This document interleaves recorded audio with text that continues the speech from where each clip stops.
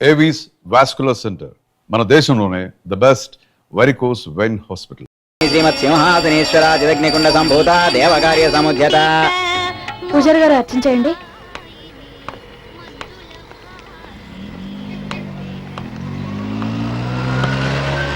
ఒక ఇవ్వండి. మిమ్మల్నేనండి. అలాగే.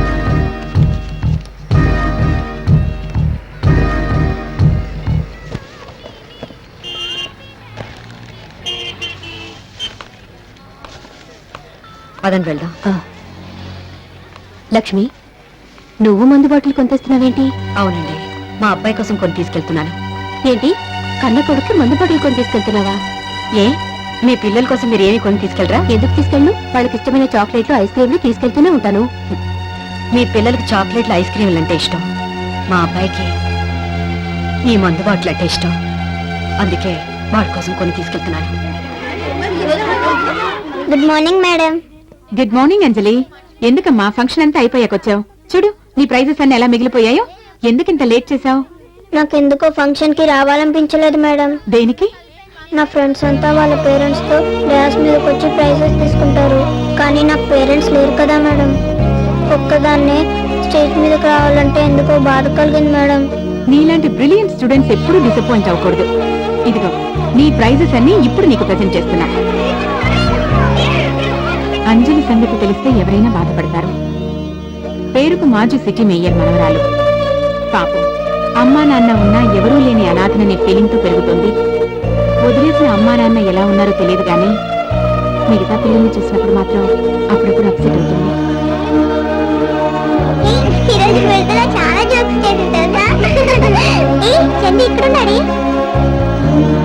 చందు, బస్ వెళ్ళిపోతుంది, రారా? నేను రాను, మమ్మీ దగ్గరికి వెళ్తున్నాను. అదేంటి, నువ్వు ఉండేది మీ డాడీ దగ్గర కదా? మా మమ్మీ నేను కావాలని కోర్టులో కేసేసింది. లాయర్ అంకుల్ నన్ను మా మమ్మీ దగ్గరికి పంపించారు. అలాగా? అదిగో బస్ వచ్చేసిందే. చందు, నిన్ను మీ మమ్మీ దగ్గర పంపించిన లాయర్ అంకుల్ ఎక్కడుంటారు? మీ పేరు సుదర్శన్ అంకుల్ కదా? అవును. నా పేరు అంజలి. నేను సెయింట్ ఆల్ఫోన్స్ స్కూల్లో చదువుకుంటున్నాను. మీరు నాకు హెల్ప్ చేసి పెట్టరా? ఏంటి, హెడ్ మాస్టర్ మీద కేసు పెట్టాలా? అయ్యో కాదంకుల్, నాతో పాటు చదివే చందు మీ గురించి చెప్పాడు. చందుని వాళ్ళ మమ్మీ దగ్గరికి మీరే పంపారంట కదా? అవును. మా అమ్మ నాన్న నేను పుట్టగానే వదిలేశారు. నన్ను కూడా వాళ్ళ దగ్గరికి పంపరా? వాళ్ళు ఎక్కడ ఉంటారు? ఏమో నాకు తెలీదు. తెలియకుండా కేసు ఎలా వేస్తాం? మరి చందుని వాళ్ళ మమ్మీ దగ్గరికి ఎలా పంపారు? చందు కావాలని వాళ్ళమ్మ కోర్టులో కేసు పెట్టింది. అయితే మా అమ్మ నాన్న కావాలని నేను కేసు పెడతాను. లిల్లీ పోవంతలేవు, లీగల్ పాయింట్స్ మాట్లాడుతున్నావే. తప్ప. అంకుల్ అంకుల్ ప్లీజ్ అంకుల్, నా మాట వినండి అంకుల్. నన్ను మా మమ్మీ డాడీ దగ్గర పంపించండి uncle. Uncle please uncle, uncle నా మాట వినండి అంకుల్. అంకుల్ నా మమ్మీ డాడీ దగ్గర పంపించండి.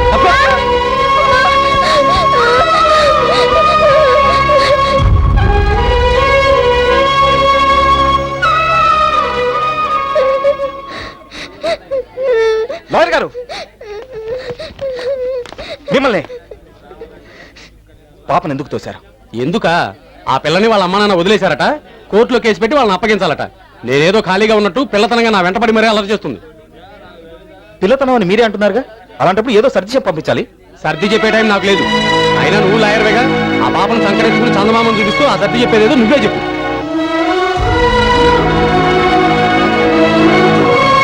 ఏం జరిగింది సార్? మీ ఫ్రెండ్కి మంచి కేసు దొరికిందయా. మూలపడేసిన కోర్టును బయటికి తీసి దుమ్ము దులిపి రేపటి నుంచి కోర్టుకు రమ్మని చెప్పు.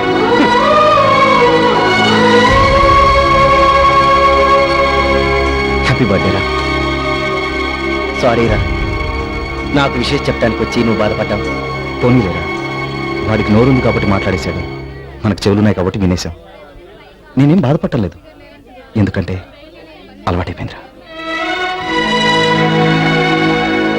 అంకుల్, మీరు లాయరా? ఇప్పుడు కాదు, ఒకప్పుడు.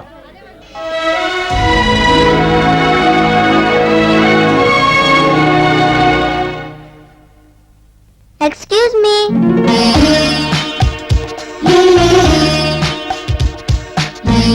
రామా.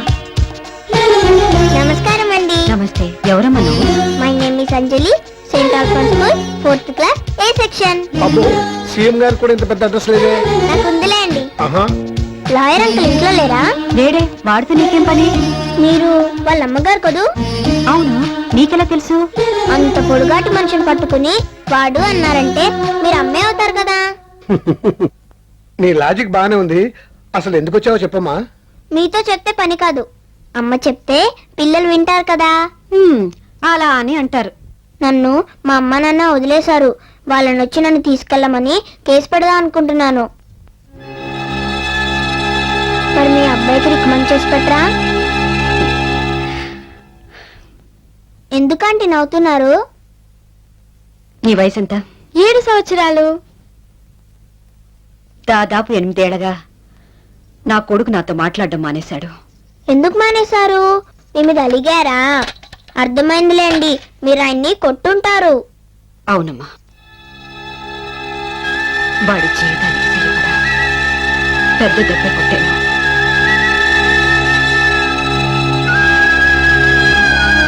అంకుల్, మీరన్నా రికమెండ్ చేయొచ్చు కదా. నేను వాడితో మాట్లాడటం మానేశాడు. ఎందుకు? వాడు నాతో మాట్లాడటం మానేశాడు కాబట్టి. ఏంటి అంకుల్, మీరన్నా రికమెండ్ చేసి నాకు హెల్ప్ చేస్తారనుకున్నాను. అంత అదృష్టం కూడానా? ఓ పని చెయ్యి, నువ్వే వెళ్ళి వాడితో డైరెక్ట్ గా మాట్లాడు. ఎలాగా?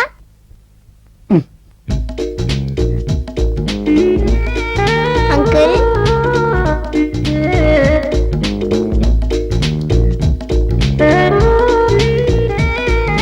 నువ్వా? నేనే. నేను మీకు ఒక గిఫ్ట్ తీసుకొచ్చాను. గిఫ్టా?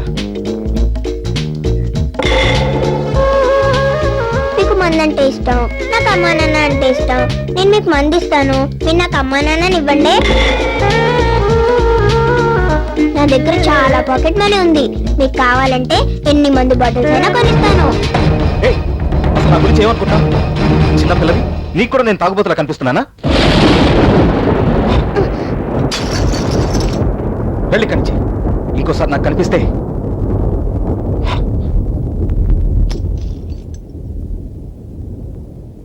అంకుల్, ఏయ్, వెళ్ళమని చెప్పానుగా, పోయి కంచి. బాటిల్ పగలు కొడితే ఇంకో బాటిల్ కొనుక్కోవచ్చు, కానీ అమ్మా నాన్న రారు కదా అంకుల్, అందుకే అడిగాను. Sorry uncle.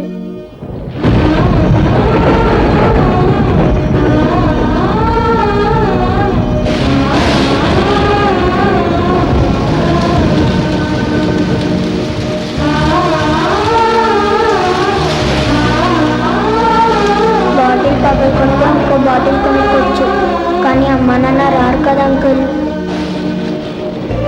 బాటిల్ పగలు కొడితే ఇంకో బాటిల్ కొనుక్కోవచ్చు, కానీ అమ్మా నాన్న రారు కదా అంకుల్.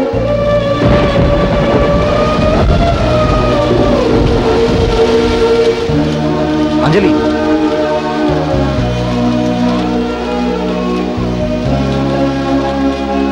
నీకు అమ్మా నాన్న కావాలంతేగా? అవును. వాళ్ళెక్కడున్నా నీ దగ్గరకు వస్తారు. వాళ్ళు రాకపోతే రప్పిస్తాను.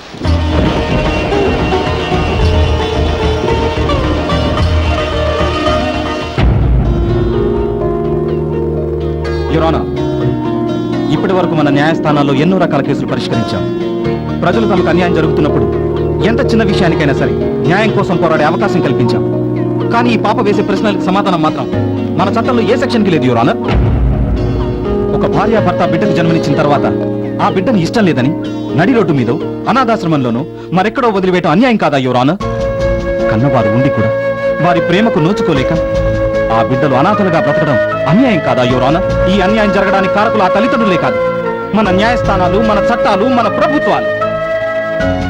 నో పార్కింగ్ ప్లేస్ లో స్కూటర్ పార్క్ చేస్తేనే 50 రూపాయల ఫైన్ కట్టించే మన ప్రభుత్వం బాధ్యతలను గాలికి వదిలి పిల్లల్ని ప్లాట్ఫామ్ మీద వదిలేసే తల్లిదండ్రులకి ఏ శిక్ష విధిస్తోంది యువర్ ఆనర్? పిల్లల్ని కని గాలికి వదిలేయటం నేరంగా పరిగణించి అలా చేసిన వారిని చట్టం శిక్షించుంటే చెత్తకుండీలో ఇంతమంది పిల్లలు పడి ఉండేవారా? మురికాలవలో పిల్లల సవాలు కొట్టుకుంటూ పెడుతుండేవారా? తెల్లవారి లెగిస్తే ట్రాఫిక్ సిగ్నల్స్ దగ్గర ఎక్కడ పడితే అక్కడ ఇంతమంది అనాథ పిల్లలు అడుక్కుంటూ తిరుగుతుండేవారా? అలాంటి తల్లిదండ్రులు మన న్యాయస్థానాలు ఏనాడైనా నిలదీశాయా? విచారణ జరిపి శిక్షించాయా? లేదు యువర్ ఆనర్. కారణం, ఏ అనాథ పిల్లలు వచ్చి మన న్యాయస్థానాన్ని నిలదీయలేదు కాబట్టి, మాకు న్యాయం చేయండి అని అడగలేదు కాబట్టి. కానీ ఈ పాప మన న్యాయస్థానాన్ని మొట్టమొదటిసారిగా అడుగుతోంది your honour. I object your honour. పసిపిల్లల మాటల్ని, తాగుబోతు మాటల్ని పెద్దగా పట్టించుకోనక్కర్లేదంటారు.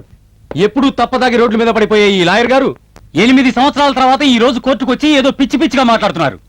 ఒక మైనర్ కోర్టుకెక్కే అర్హత ఎక్కడుంది యువర్ ఆనర్? ఏ అర్హత లేని ఈ పిల్ల కోసం మన టైంని వృధా చేసుకోవడం అనవసరం. యురానా, మైనర్ కి కోర్టుకెక్కే అర్హత లేదు నిజమే. అలాని ఈ పిల్లకి న్యాయం చేయకుండా పంపించేస్తే ఇక మన న్యాయస్థానాలకి విలువే ఉంటుంది యురానా. ఒక మైనర్ కి అన్యాయం జరిగితే వాళ్ళ తల్లిదండ్రులే దారుణమని న్యాయం కోసం పోరాడతారు. కానీ ఈ కేసులో తల్లిదండ్రులే దోషులు. ఇటువంటి పరిస్థితుల్లో ఈ పాప న్యాయం కోసం ఎలా పోరాడుతుంది యురానా? అన్ని కేసుల్ని చట్టం దృష్టితో చూస్తే న్యాయం అన్యాయం అవుతుంది. మానవత్వంతో ఆలోచిస్తేనే కొన్ని కేసులు పరిష్కారం అవుతాయి. కాబట్టి న్యాయస్థానమే గార్డియన్గా వ్యవహరిస్తూ ఈ పాప కేసు టేకప్ చేయవలసిందిగా కోర్టు వాళ్ళని కోరుతున్నాను.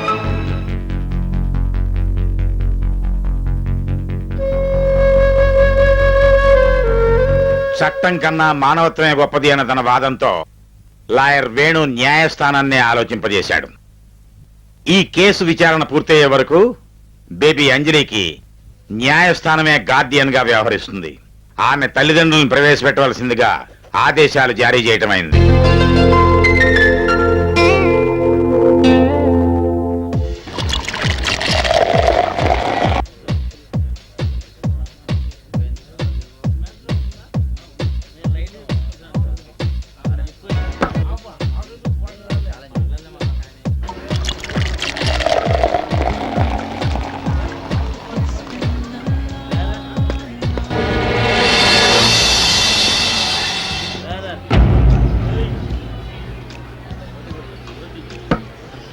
ఏంటి అలా చూస్తున్నావు?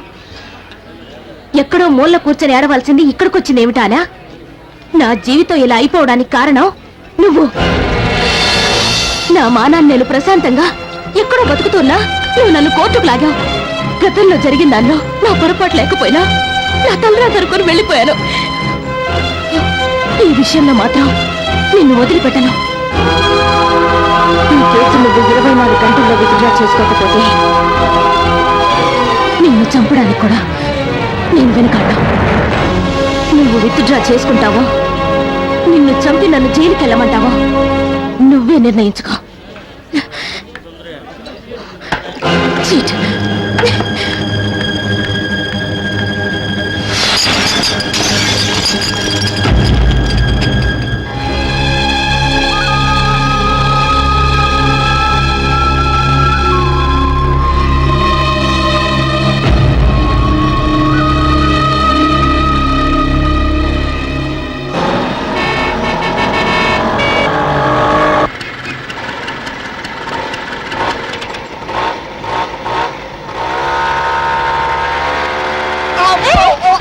ఎవరది?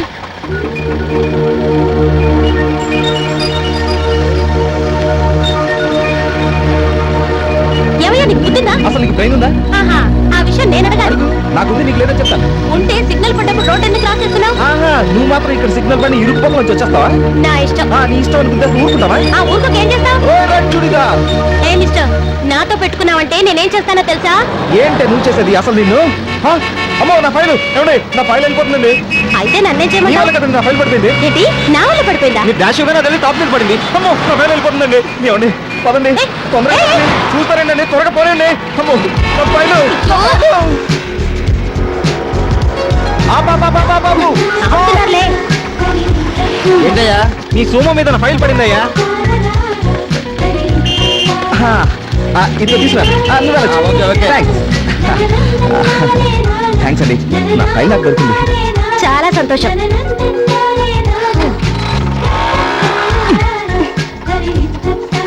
ఏంటండి బండి పట్టుకున్నారు? ఫైల్ దొరికి మీ పని అయిపోయినట్టేనా? నా ఇంటికి ఇంకా 10 నిమిషాలు టైం ఉందండి. నేను లేట్గా వెళ్ళి ఉద్యోగం రాకపోతే దానికి ఎవరు బాధ్యత? ఇంతకీ ఏమంటారు? ఏమంటావు, మా ఇంట్లో వాళ్ళకి తెమ్మంటావు. ఇంటర్వ్యూ ఎక్కడ? గాంధీనగర్ సెంటర్. సరే రండి. Thank you. డ్రైవర్ ఫాస్ట్ కొని. ఇంతకీ మీరు ఏం చేస్తుంటారు? లో ఏం సడన్ గా బ్రేక్ వేశారు? మీ మాటలు విని బ్రేక్ పడింది. లా చదువుకొని కోర్టుకి వెళ్ళాలి కానీ ఇంటర్వ్యూకి వెళ్ళడం ఏంటి? ఏం చేస్తామండి, చదువుకునే రోజుల్లో న్యాయం అది ఇది అంటూ తెగ ఆవేశపడిపోయాం. కానీ లా కంప్లీట్ చేసిన తర్వాత తెలిసింది ప్రాక్టీస్ చేయడానికి కూడా డబ్బులు కావాలని. అది లేక ఓ ప్రైవేట్ కంపెనీలో లేబర్ ఆఫీసర్ పోస్ట్ పడితే దానికి అప్లై చేశాను. మీ పుణ్యం అంటూ వెళ్తున్నాను. వస్తుందో రాదు. పోనేవడే ఎవడే, టైం అయిపోతుంది. పోనేవడే. Stop stop stop stop. ఇదేనండి చాలా థ్యాంక్స్ అండి. ముందు మీరు ఇంటర్వ్యూకి వెళ్ళండి. మీరు వచ్చే వరకు ఇక్కడే వెయిట్ చేస్తూ ఉంటాను. ఏమండి, మీరు నన్ను చాలా పొరపాటుగా అర్థం చేసుకున్నారు. ఫైల్ గురించి టెన్షన్, ఇంటర్వ్యూ మిస్ అవుతానన్న భయం వల్ల మిమ్మల్ని టెన్షన్ పెట్టాను, కానీ నేను అలాంటి వాడిని కాదండి. ఏమండి, నిజంగా నేను మిమ్మల్ని ఇబ్బంది పెట్టుంటే సారీ. ఓకే.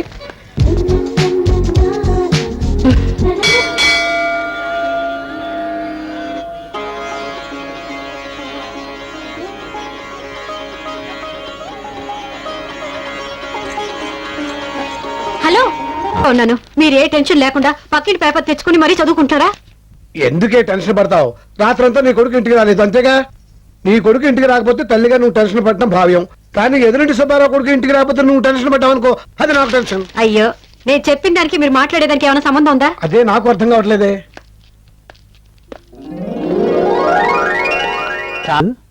ఒక ఐడియా. అటు నువ్వు ఇటు నేను, ఓకేనా? ఓకే. అమ్మా, ఏంటమ్మా? బస్ పాస్ కి డబ్బులు కట్టాలమ్మా. అమ్మా నీకేంట్రా? పరీక్ష ఫీజు కట్టాలమ్మా. నా పాస్ ముఖ్యమా, నీ పరీక్ష ఫీజు ముఖ్యమా? నేను ఫీజు కట్టకపోతే ఎగ్జామ్స్ రాయని కూడా తెలుసా నీకు? నేను పాస్ కట్టకపోతే కాలేజ్ కి వెళ్ళడానికి వీలవుదు తెలుసా అయితే నీకు? ఏంటట? అయితే ఏంటి? ఇదేంటి? ఆగండి. ఈ డబ్బు కిరాణా